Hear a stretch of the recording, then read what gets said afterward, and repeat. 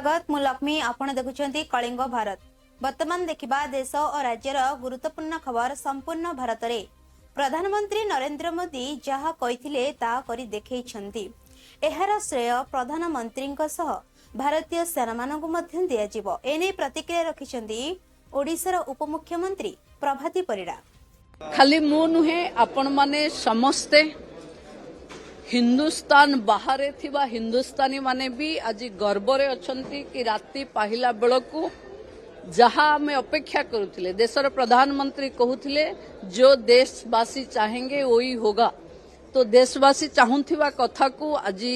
जो फोर्स माने अंजाम देचंती आमे तांकू कृतज्ञता जणाइबा कथा। सेही माने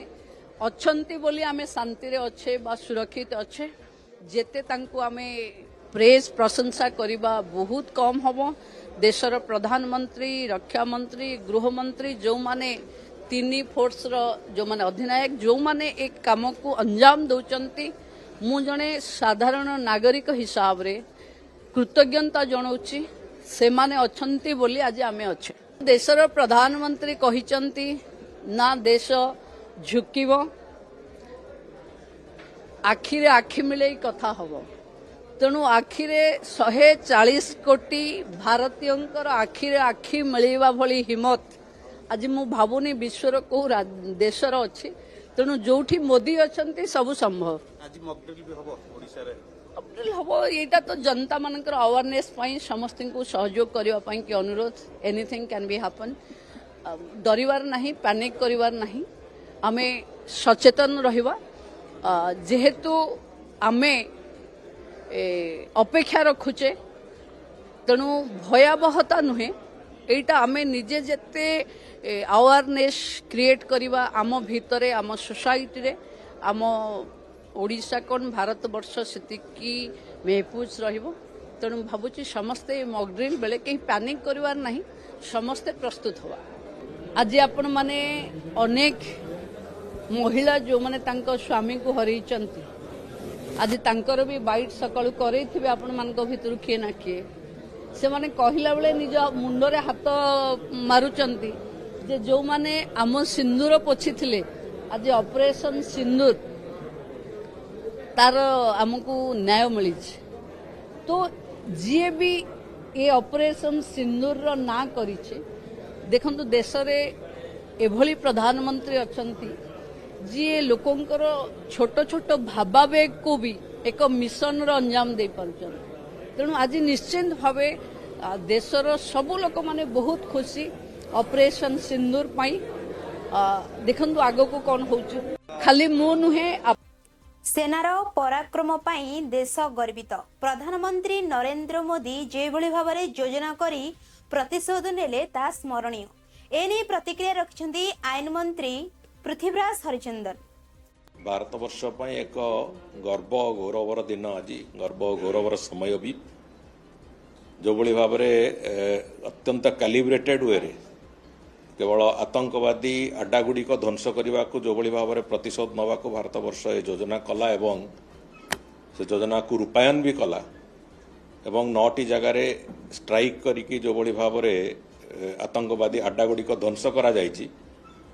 ये समग्र विश्व रे भारत वर्षर प्रतिपत्ति को एवं भारत वर्षर मिलिटरी फोर्स रो दक्षता को पूरापूरी भाव में प्रमाणित करिछि एवं एकथा स्पष्ट होइछि जे भारत वर्षर जनक उपरे भी जड़े भारतीय को आक्रमण कले तार प्रति आक्रमण रे तार 10 गुणा जवाब दिया जिवो जो कथा माननीय प्रधानमंत्री प्रथम दिन कहिथिले जे कठोरतार सहित जवाब दिया जिवो बोली आज से भली एक स्थिति होइछि एवं निश्चित भाव में मो यशस्वी प्रधानमंत्री प्रति कृतज्ञता जनइबी। भारत वर्षर सरकार एवं मिलिटारी फोर्स पई निश्चित भाव में आमे समस्ते मिसिकी अभिनंदन और धन्यवाद जणाइबार समय आज आछि। जो ऑपरेशन सिंदूर रो नाम जो भली भाव में अनेक महिला को तांको सामनारे तांकर स्वामी माननको हत्या करिवार जो जघन्य काम पाकिस्तानी आतंकवादी करथिले तार पालटा जवाब को ऑपरेशन सिंदूर रखिबा निश्चित भाव में मु भाबुची एक यथार्थ नाम एवं तार जो भली भाव एवं जो दक्षतार सहित एक कथा को परिपालन करा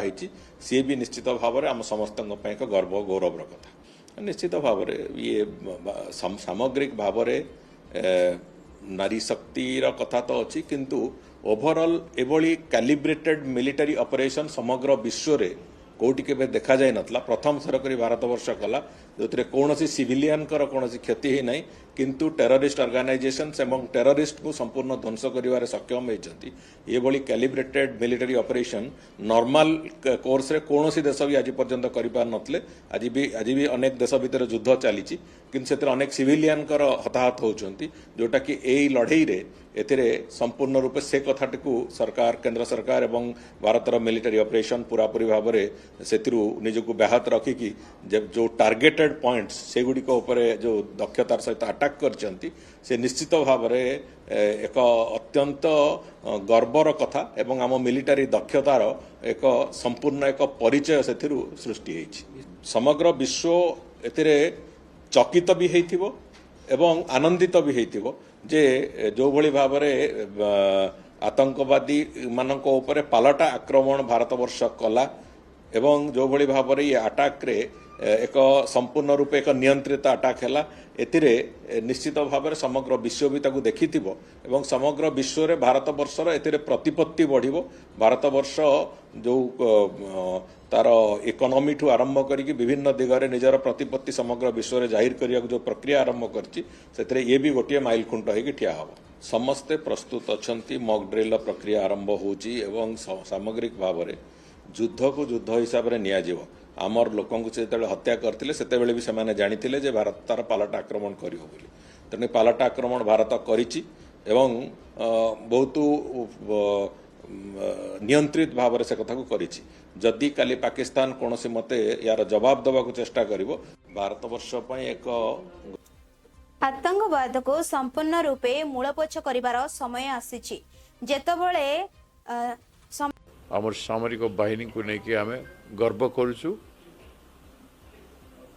एवं पाकिस्तान रे और पाक ऑक्युपाइड काश्मीर रे जो भलिया आतंकवादी माने शेल्टर नहीं कि आम देश रे टेररिज्म स्प्रेड करुथिले ताकू संपूर्ण भाव रे वाइप आउट करबार समय आसी जाइछि एवं संपूर्ण भाव रे वाइप आउट करबा पई हमर आर्म फोर्सेस आज युद्ध भूमि रे ठियाई भारतीय जातीय कांग्रेस तरफ कहुई मु प्रदेश कांग्रेस कमिटी तरफ गर्वर सहित कहवाई चाहे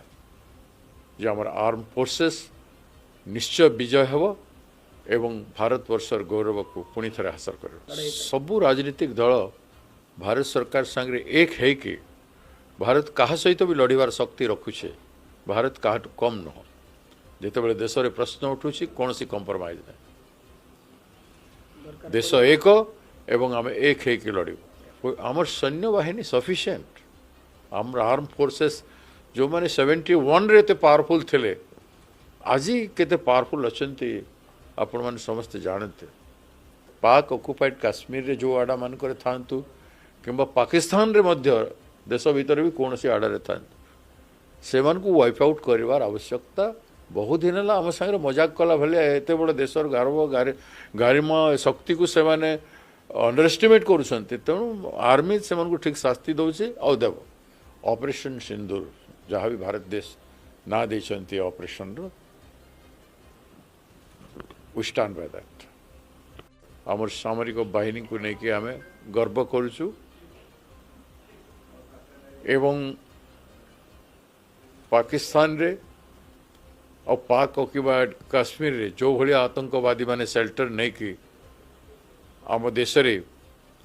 टेररिज्म स्प्रेड करुथिले ताकू संपूर्ण भाव रे वाइप आउट करबार समय आसी जाइछि एवं संपूर्ण भाव रे वाइप आउट करबा पई हमर आर्म फोर्सेस आज युद्ध भूमि रे ठियाई भारतीय सेना जेभଳି भावरे आतंकवादी उपरे ध्वंस करिसेंती सेइथिपई आमे बहुत गर्वित अछु एने प्रतिक्रिया रखिसेंती बीजेपी सभापति मनमोहन सामल आमे समस्ते अपेक्षा करथिले एभଳି जो पर्वोच्च आक्रमण आतंकवादी माने जो मान पहलग्राम रे करथिले तांको विरुद्ध रे सारा देशर 140 कोटी लोक एकजुट होते एवं समस्ते प्रधानमंत्री आस्था प्रकट करते प्रधानमंत्री दृढ़ हस्तर दमन करा आमे निश्चित भाव आज समस्ते भारत वर्ष लोक खुशी एइथपाई जे समस्ते आमे पूरा बदला नहीं जो भाव में काली योजनाबद्ध आम सेनाबाहिनी जो जो जो भाव में निजर साहसिकता निजर पारंगमिता देखी से जिते धन्यवाद देले कम हम आम देशर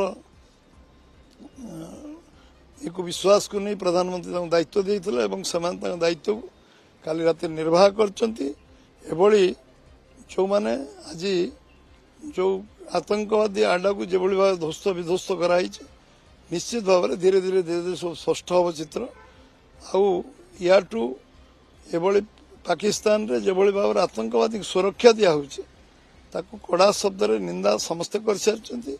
एवं अति निंदनीय विषय जो मैंने आतंकवादी से को जाति नुहे धर्म नुहे दल नुहे को कहार नुहे को सारा विश्व आज निंदित विश्व निंदित होती विश्व आज समस्त निंदा करुच्ची सारा पृथ्वी भारत सांगे अच्छी भारत वर्षर 140 कोटी लोक सांगे अच्छा एवं आज सेनाबाहिनी अन्य मानकर जो पराक्रम आ जो विगत दिन मानकर कारगिल युद्ध आज पर्यंत तांकर जो मनोबल ताको दृढ़ करवा एवं जो भली भाव में प्रधानमंत्री ताको रास्ता प्रकट करते से विश्वास को सेमाने कार्य लगे निश्चित भाव में आज आमे भारत वर्षर समस्ते आमे गर्वित आम समस्त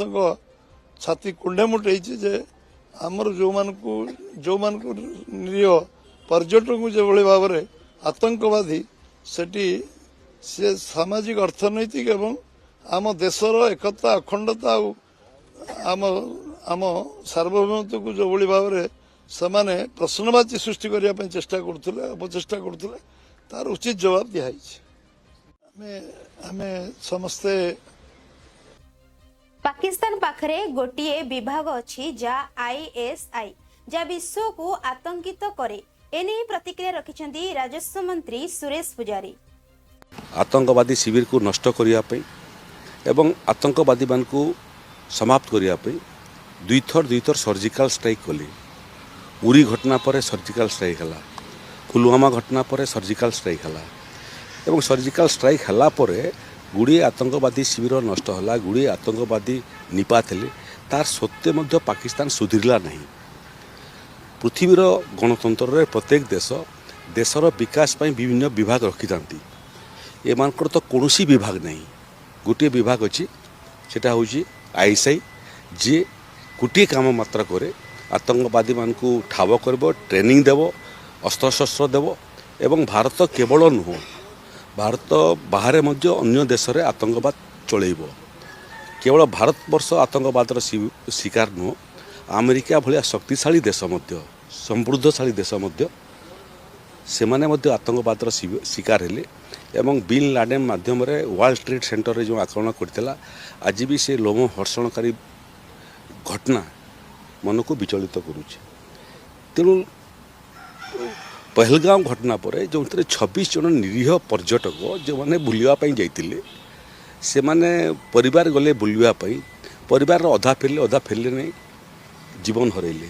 तेणु सारा देशर इच्छा थिला भारत सरकार लड़े लड़ुंट सीमा पार आतंकवाद विरुद्ध में एवं एथर निर्णायक लड़े मोड़े आम पहुँची जाइछु मक ड्रिल विभिन्न राज्य में आरंभ हो गला संभाव्य बड़ धरणर युद्ध पाई प्रस्तुति आरंभ हो गला गतकाली आक्रमण होती गुड़िए आतंकवादी शिविर नष्ट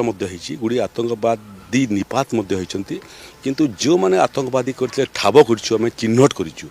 से माने केबे वर्तिबे नहीं से माने निश्चय दंडित हेबे एवं बोधे से भलिया दंड ही जो माने प्राण हरौछंती सीमा पार आतंकवाद जोगु तांकर परिवार को मत आश्वस्ति मिलिबो शहीद होता लोगों को श्रद्धांजलि हो पार। सर ऑपरेशन सिंदूर ए ना को अपन कि देखुछन प्रत्येक ऑपरेशन रो पछरे गुटे कोड ना थाए अतीत रे मध्य जिते ऑपरेशन हिची तार नामकरण होता है एटा मध्य भारत सरकार ताकू नामित करिसेंती आरंभ होईछि शेष हेने ये लड़ाई शेष सोपान पर्यंत जीवा कथा एवं भारत एवं पृथ्वी आतंकवादी मुक्त हवा कथा आतंकवादी शिविर को नष्ट करिया पई एवं आतंकवादी मान को समाप्त करिया पई दुईथर सर्जिकल स्ट्राइक कले उरी भारतर सफल एयर स्ट्राइक परे राज्यर बीजेपी कार्यालय रे सिंदूर लगाई ऑपरेशनर सिंदूर सफलतार खुशी मनाइले बीजेपी नेता। समाज रे केवल स्त्री मुंडरे साजुथुबा श्रृंगार नुहे सिंदूर आम समाज रे त्याग प्रतीका एवं सबुठु बड़ कथा होची आम वीरत्वर प्रतीक एही सिंदूर लगेकी छत्रपति शिवाजी लड़ुतिले एही सिंदूरर टीका लगेकी आम देशर अनेक राजपूत अनेक योद्धा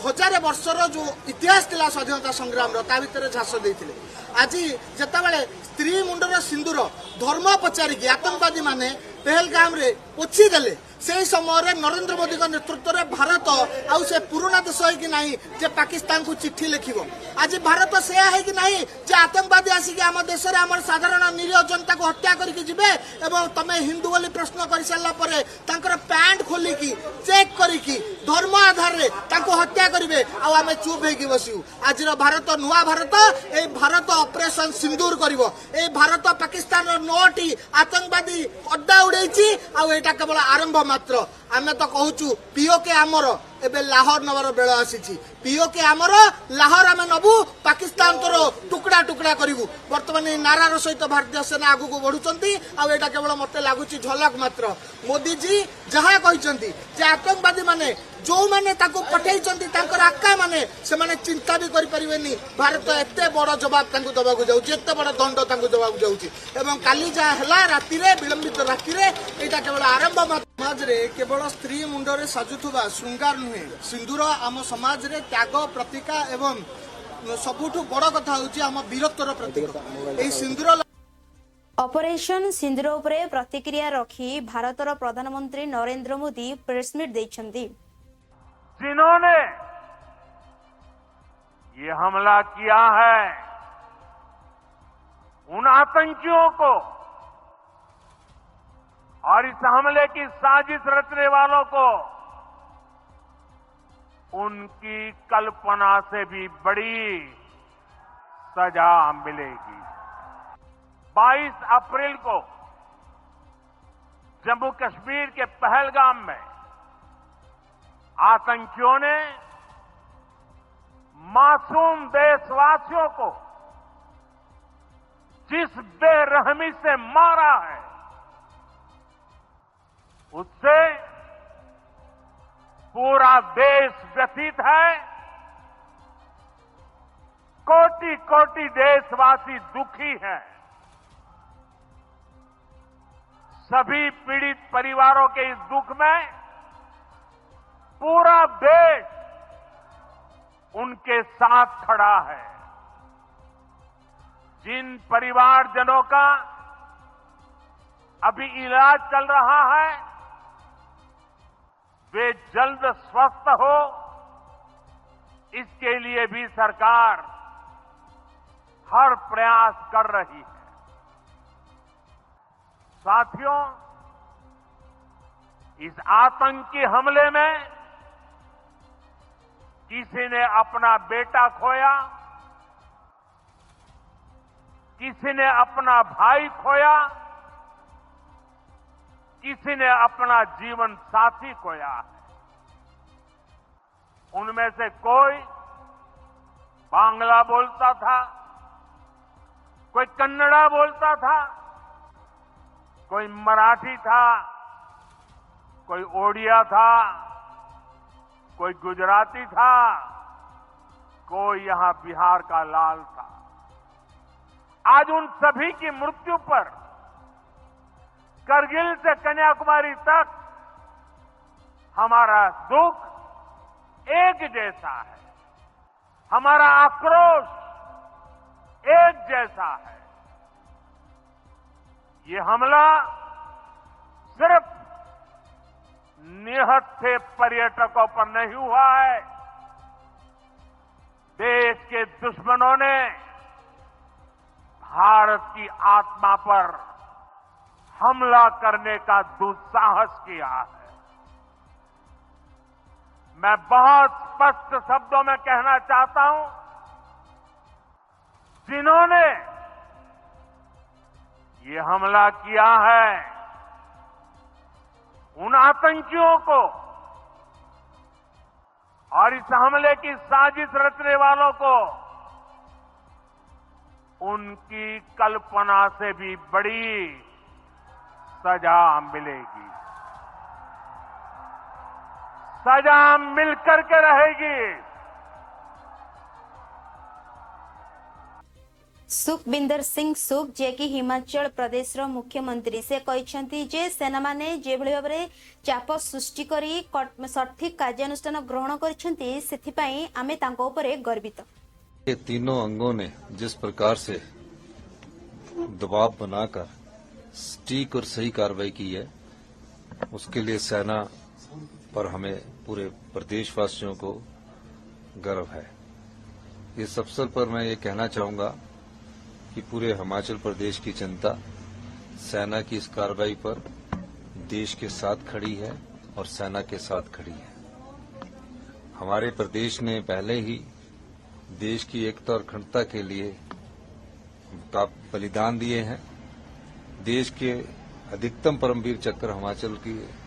वीर सैनिकों ने, वीर सपूतों ने जीते हैं। और इस जो पहलगाम पर जो आक्रमण हुआ था, पर्यटकों पर नृशंस हत्या की गई, उसका जवाब जिस प्रकार सेना ने दिया, हिमाचल की जनता भी उन पर गर्व महसूस करती है और पूरे प्रदेशवासी इस समय देश के साथ खड़े होकर एकजुटता और देश की एकता और अखंडता का परिचय दे रहे हैं। आपने हाई लेवल मीटिंग आज बुलाई है। मैंने प्रदेश के संदर्भ में हाई लेवल मीटिंग इसलिए बुलाई है क्योंकि हमारा जो क्षेत्र है वो भी कुछ पाकिस्तान की सीमा के साथ जुड़ा हुआ है और हमने कहा है कि हमें जागरूक रहना है, घबराने की कोई बात नहीं, पर जागरूक रहना है। और भारत सरकार के जो दिशा निर्देश है, जो गृह मंत्रालय द्वारा जारी किए जाते हैं, उनका अनुपालन करना है और अपनी तरफ से भी जागरूकता अपनानी है। हमने जो बॉर्डर एरिया के पास हमारे क्षेत्र लगते हैं, कोई अनहोनी घटना ना हो, उसके लिए भी आप जागरूक रहो और निश्चित रूप से किसी भी प्रकार की भी कोई कार्रवाई कोई दुश्मन देश अगर करता है तो उससे हमने कैसे निपटना है। पूरे प्रदेश की जनता एकजुटता के साथ ये जो कोई किसी भी प्रकार का कोई भी वारदात होती है उसका सामना करने के लिए तैयार है। इसलिए हमने सभी अधिकारियों को दिशा निर्देश दिए हैं, सभी जिला अधीक्षों को दिशा निर्देश दिए हैं और साथ लगते बाउंड्री के जहां जिला अधीक्षक उनको सचेत रहने के लिए बोला है और अपनी सुरक्षा को सुनिश्चित करने के दिशा निर्देश हमने दिए हैं। और जो भी टेक्नोलॉजी के आधार पर हम इनपुट गैदर कर सकते हैं, उस टेक्नोलॉजी को भी मजबूत करने की बात कही गई है। और सोशल मीडिया के द्वारा कई बार भ्रामक प्रचार किया जाता है, उस भ्रामक प्रचार को जो दुश्मन देश के द्वारा किया जाएगा उससे भी कैसे निपटना है, इस सब संदर्भ में हमने दिशा निर्देश दिए हैं। और आज शाम को इसके बारे में मॉक ड्रिल भी करने का प्रावधान किया गया। ये तीनों अंगों ने विष्णुदेव साई जे कि ऑपरेशन उपरे प्रतिक्रिया रखी कहते जे सेना माने जे भली भाबरे सठिक कार्यानुष्ठान ग्रहण करछंती सेथिपाई मु प्रधानमंत्री नरेंद्र मोदी सेना मानकु मध्य धन्यवाद जणाउछि। जी बिल्कुल, इसके लिए तो हमारे देश के यशस्वी प्रधानमंत्री जी को धन्यवाद देना चाहेंगे, हमारे देश के सशस्त्र जवानों को धन्यवाद देना चाहेंगे। ऑपरेशन सिंदूर बहुत सफल रहा। जिस तरह से पहलगाम में आतंकवादियों ने निहत्थे और निर्दोष लोगों के ऊपर गोली चलाकर उनकी हत्या की थी, ये जघन्य अपराध था और इसका मतलब बदला लिया गया है। जी बिल्कुल, इसके लिए तो हमारे देश के यशस्वी प्रधानमंत्री जी को धन्यवाद देना चाहेंगे, हमारे देश के सशस्त्र जवानों को धन्यवाद देना चाहेंगे। ऑपरेशन सिंदूर बहुत सफल रहा। जिस तरह से पहलगाम में आतंकवादियों ने निहत्थे और निर्दोष लोगों के ऊपर गोली चलाकर उनकी हत्या की थी, ये जघन्य अपराध था और इसका मतलब बदला लिया गया है। जी बिल्कुल, इसके लिए तो हमारे देश के यशस्वी प्रधानमंत्री जी को धन्यवाद देना चाहेंगे, हमारे देश के सशस्त्र जवानों को धन्यवाद देना चाहेंगे। ऑपरेशन सिंदूर बहुत सफल रहा। जिस तरह से पहलगांव में आतंकवादियों ने केंद्र मंत्री जे कि सभापति बीजेपी अटंती से कहते ऑपरेशन सिंदूर उपरे कहले कि मु एथि पई प्रधानमंत्री आउ सैनिक मानकु अभिनंदन जनाउछि जे कि सेना माने सठिक भाबरे एही आक्रमण करिसेंती। देखिए, पहले तो मैं भारत के सेना को बहुत बहुत बधाई और अभिनंदन करना चाहता हूं। जिस तरीके से सेना ने प्रिसाइज रूप से एकदम बारीकी से जहां पे हमला करना चाहिए था ऐसे हमला किया है, इसलिए सबको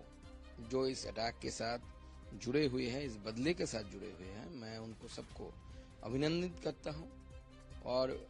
भारत के प्रधानमंत्री माननीय नरेंद्र मोदी जी को बहुत बहुत धन्यवाद देता हूं,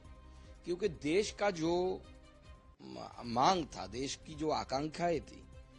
वो माननीय प्रधानमंत्री नरेंद्र मोदी जी ने सेना को खुली छूट देते हुए उसका पूर्ण करने का व्यवस्था माननीय प्रधानमंत्री नरेंद्र मोदी जी ने किया है। और वो खुद जो मीडिया के हवाले से हमें पता चल रहा है कि वो खुद इस मिशन की निगरानी कर रहे थे और रात तक जगे रहे, जब तक ना हमला करके सारे हमारे फाइटर प्लेन्स वापस ना आ जाए, तब तक वो पूरी रात जगे रहे। तो इसलिए माननीय प्रधानमंत्री जी को मैं बहुत बहुत धन्यवाद करता हूं और मैं उनको बताता हूं कि पूरा मैं बंगाल रिप्रेजेंट करता हूं, इसलिए बंगाल खुश है, पूरा देश खुश है, ऐसा मुझे लग रहा है। और आगे आने वाले समय में